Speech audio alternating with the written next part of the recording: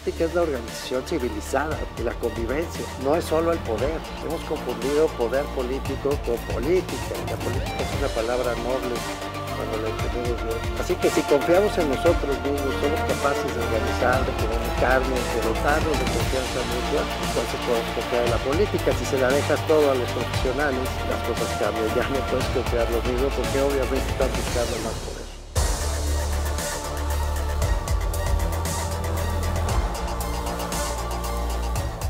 Bienvenidas, bienvenidos. En el programa anterior, en la conversación anterior, estuvimos hablando con Mario Campos, un gran comunicador y un gran analista político, profesor de la Universidad Iberoamericana y titular de varios programas de la televisión mexicana y de la radio mexicana. En aquella conversación lo comprometimos para que viniera otra vez, porque nos planteó ideas que consideramos cruciales, la verdad, fundamentales: las emociones, la esperanza, la falta de interlocución con otros actores, la potencia de la comunicación política de la Presidencia de la República, y se nos quedaron varios temas pendientes. Así que, Mario, no sabes cuánto te agradezco que hayas aceptado venir a conversar nuevamente con nosotros. Encantado, Mauricio. Aprecio mucho esto. Gracias, querido Mario. Mario, de la conversación anterior recupero una idea que apenas sembraste al final de aquella conversación. Para empezar, está por ahí. En México hay preocupación por lo que está pasando. Los indicadores, nos decías, no están bien prácticamente en ninguno de los rubros de nuestra convivencia, pero hay uno en particular que nos está preocupando mucho, que es la inseguridad, las violencias en plural. Y comentábamos entonces, pero me gustaría que, si quieres, lo desarrollemos ahora, el problema de la construcción de la paz, que no solamente pasa por policías o militares contra criminales, sino que es también una construcción colectiva, Mario. ¿Tú cómo la ves? ¿Cómo ves el problema de la cultura de paz en este país? Mira, creo que parte pasa por lo que cada edición en tu programa vemos, y es lo que cuentas sobre lo político y la necesidad de recuperar la cosa pública, Sí, dejar de verla solo como un asunto de los gobiernos o de los partidos, sí, y apropiarnos o reapropiarnos como ciudadanos. sí. Eh, Me parece que uno de los grandes retos que tenemos es la capacidad de poder volver a construir una conversación común, Ok, y que esa conversación común sobre las cosas en las que estamos de acuerdo, sobre ese piso mínimo del que hablábamos en aquella primera conversación, sí, es indispensable para decir, a ver, cuáles son las condiciones en las que todos queremos vivir, más allá de las simpatías o antipatías políticas que podamos tener. Y eso me preocupa porque hablábamos de cómo a veces el discurso político puede tener una lógica de tipo electoral, sí, aún con costos sociales muy elevados. Y en sí, México lo que hemos perdido, me parece que en los últimos años, en parte por el discurso de estrategias políticas, en parte por las redes sociales que tienden a polarizar, sí, en parte por la estridencia que caracteriza hoy la conversación pública en buena parte del mundo, sí, estamos cada vez más lejos los unos de los otros y con cada vez más dificultad para escucharnos. Y creo sí. que ese es uno de los retos que tenemos si queremos tener una discusión política civilizada. Hay que ver esta ruta, por ejemplo, cómo lleva hoy Estados Unidos a tener esta discusión en donde se habla del riesgo de guerra civil, Sí, hombre. que parece increíble, pero que solo se entiende por la incapacidad de compartir el mismo terreno los de un lado y los del otro. Sí, Mario, ahora se puede tener ese piso común, deja de frasearlo así, porque una de las lógicas, una de las potencias principales de este gobierno, y en particular del señor presidente de la República, ha sido justamente la opuesta, ha sido separar Sí. la lógica de señalar a los conservadores frente a los liberales, donde los liberales son pues quienes son partidarios de su proyecto y Ujú. los conservadores quienes lo critican. Es una franca dicotomía. ¿Cuál es el piso común entonces que se podría construir en esos extremos, Mario? Sí, es un problema porque el gobernante, una vez que pasa el proceso electoral en condiciones democráticas, se asume que gobierna para todos, Sí, con una agenda propia, distinta, producto de la competencia, porque por eso se vota A y no por B, pero se gobierna para todos. Sí, El presidente López Obrador nunca ha dejado de asumir el rol de jefe de partido ok. y nunca ha dejado de asumir que gobierna desde su lógica solamente para un sector de la población Pero y aún, pero aún ¿sí? para ese sector, querido Mario, Sí. a mí me llama la atención que, en fin, no creo que haya nadie sensato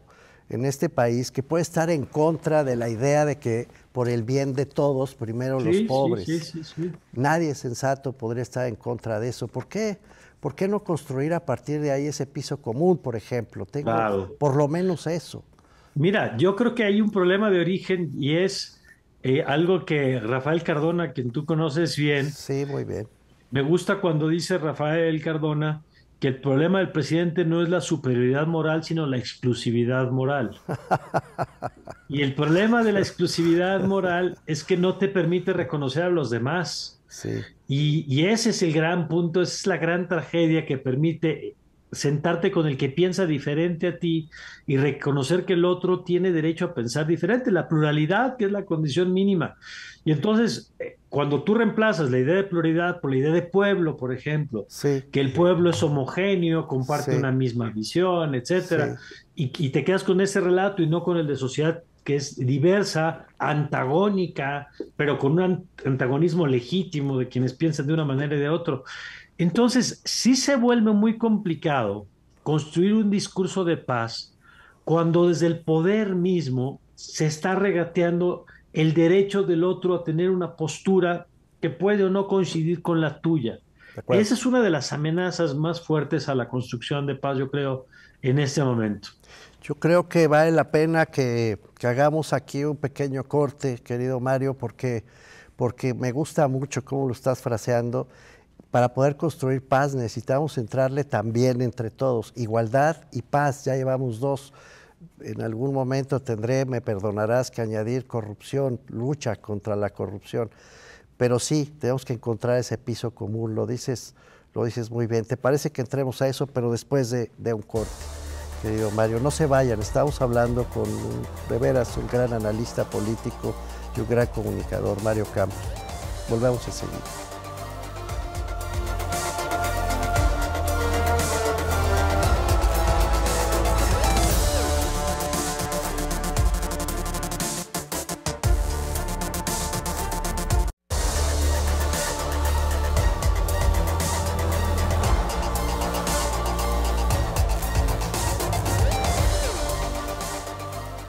Estamos de vuelta con Mario Campos, quien nos ha propuesto por lo menos dos ideas que me parecen principalísimas. Una, la necesidad de construir una interlocución y una conversación que nos alejen de este debate, esta encono, esta ira, esta polarización en la que estamos viviendo, pero también se refería a esos actores en particular, a la sociedad civil, solíamos llamarle. ¿Quiénes son, Mario? ¿Con quién nos tendríamos que sentar para quizá proponerle al presidente pues que nos empecemos a escuchar, aunque sea al final del sexenio? Mira, la sociedad civil, yo creo que la sociedad civil en México ha sido el actor político más importante en muchos años, pero particularmente ante la crisis del sistema de partidos del que platicábamos el programa anterior. Sí, Uno no se puede entender o puede explicar el diseño de las instituciones de las últimas décadas si no pasa por el papel de ciudadanos organizados, especializados en diversos campos, en el de la transparencia y la rendición de cuentas, la combate a la corrupción, en el de la seguridad pública, en el de el monitoreo, la administración de la política social, en fin, el campo es muy amplio y creo que se ha formado el gran capital político de este país, no se formó bajo la sombra de los partidos políticos, sino bajo la sombra de las organizaciones. Eh, con algunas dificultades que creo que tienen que ver, uno, con un aprendizaje sobre la incidencia política, porque las circunstancias les han llevado a pasar del análisis y del diagnóstico al cabildeo y la incidencia en el pues sí, Congreso, pues sí. al estar frente a frente al actor Sí, sí, sí, político. a la batalla.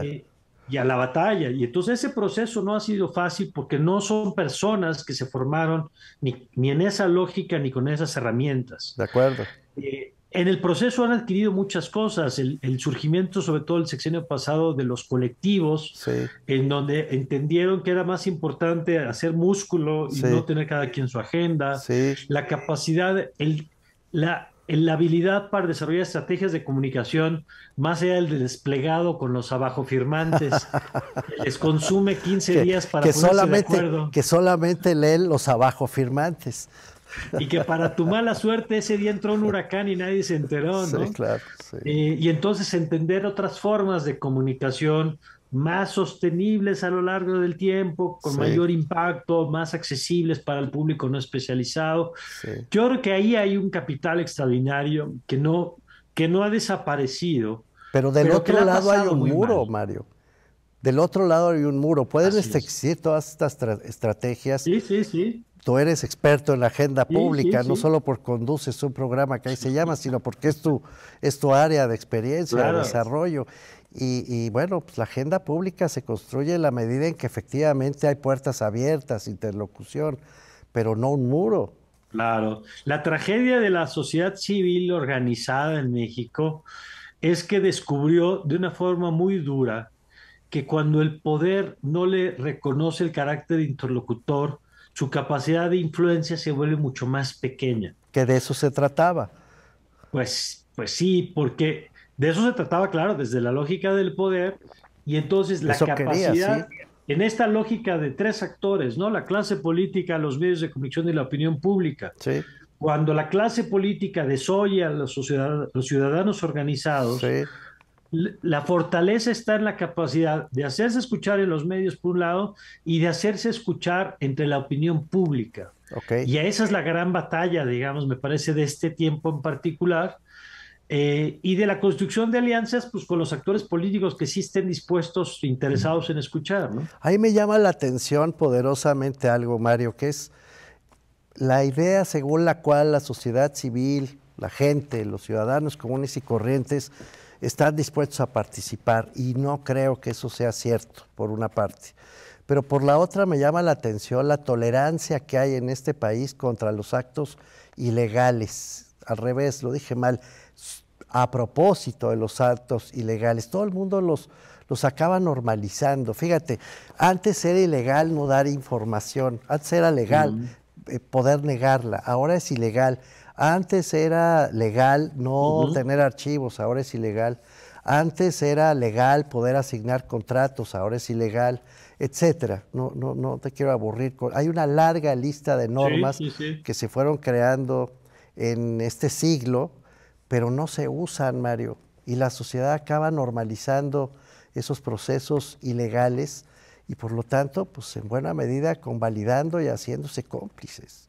Es que creo que el gran logro del sistema político priista en Sí. términos de la cultura fue, uno, creer la idea de que la participación ciudadana en realidad no tenía ninguna capacidad de incidencia Ujú.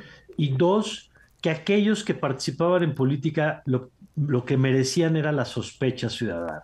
Sí, porque querían cargo, querían hueso. Claro, querían hueso y eran Sí, corruptos y se vendían y se compraban y esas dos cosas las tenemos tan permeadas sí, que a la fecha tú tratas de convocar a cualquier movilización social, sí, digo, y mira que tú has trabajado en este campo, el de sí, la organización política de los sí, ciudadanos, sí, sí, y nos cuesta mucho trabajo, lo primero, creer que de veras tenemos una capacidad de incidencia. Y el poder, además, hay que decir que es particularmente eficiente en buscar formas de convencernos de eso. sí, Eh, por la vía, en el caso de ignorar, por la vía de reprimir y sí. por la vía de simular.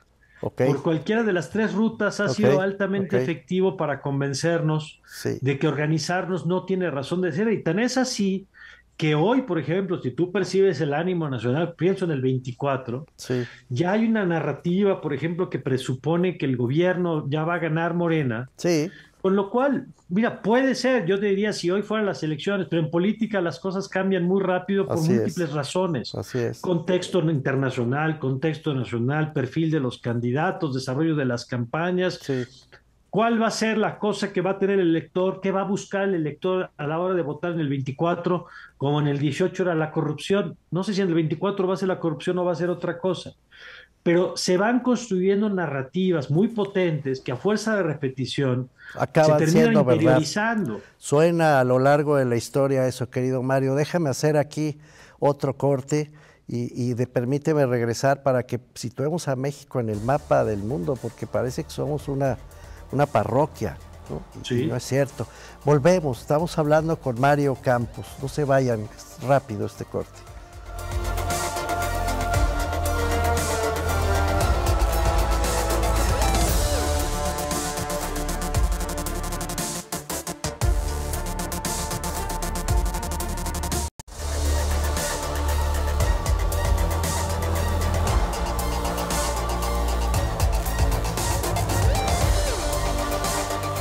Estamos de vuelta con Mario Campos, que entre muchas cosas interesantes nos decía que la sociedad civil le ha costado trabajo participar en la vida política, porque así se llama, política, que es la organización civilizada de la convivencia. Y, y le ha costado trabajo porque no está preparada, no estaba preparada para hacer ese rol, pero además porque quiere hablarle al poder todo el tiempo, nos decías, en lugar de hablarle al resto de la sociedad, a la opinión pública y crear contrapesos. Pero también hay un mundo, Mario, estamos como aislados. A veces tengo la sensación de veras de que México vive como hundido en una especie de cueva donde el mundo importa muy poco. Y la verdad es que todos los grandes movimientos de la historia mexicana, todos sin excepción, la independencia, la reforma, la revolución, todos los que tú quieras, han sido parte de un movimiento universal, Mario. Y hoy Sí, estamos provincianos por completo. sí, yo creo que ahí los medios tenemos una responsabilidad importante. Sí, Tenemos una tendencia en los medios a mirarnos al ombligo permanentemente sí. podría haber una discusión de si son las audiencias las que no les gusta el contenido internacional y por eso los medios no lo ofrecen, o porque los medios no hemos sido capaces de ofrecer y de explicar por qué es relevante entender al mundo que no hay una oferta, una demanda, digamos, de información. Pero como sea, Llama la atención después de la pandemia, ¿no, Mario? O sea, la pandemia, por definición, es universal. La inflación que estamos viviendo es así es. universal. El problema de la energía que estamos viviendo es universal. El riesgo del medio ambiente es universal. La guerra involucra a todos. Llama la atención que nuestra vida cotidiana esté tan afectada por esos fenómenos y aquí Sí, seguimos soñando en un nacionalismo como del siglo XIX, en el mejor de los casos. mira, yo creo que en buena medida tiene que ver con procesos históricos de no tener esta cultura de mirar más al mundo y también por una clase política, la actual, por ejemplo, que apuesta al voluntarismo como la gran palanca de transformación. Entonces, la inflación o el tema que tú quieras, como la corrupción, es Bueno, un tema de el voluntad, crimen cuando en realidad organizado. incluso al propio gobierno, creo que le sería mucho más útil una explicación de la complejidad de estos fenómenos para entender hasta las limitaciones de los propios gobiernos en la gestión de los propios fenómenos, como el crimen transnacional, como la inflación.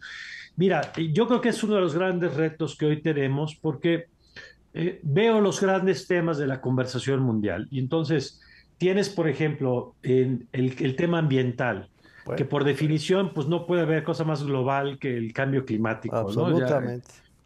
Tienes todo el tema de la discusión sobre las identidades, el género, la diversidad, que Así es muy es. potente y que es una de las fuerzas que está trastocando pues, Al buena mundo parte, ¿no? entero, sí. El mundo. Tienes el tema El mundo tecnológico, la musulmán innovación. incluso.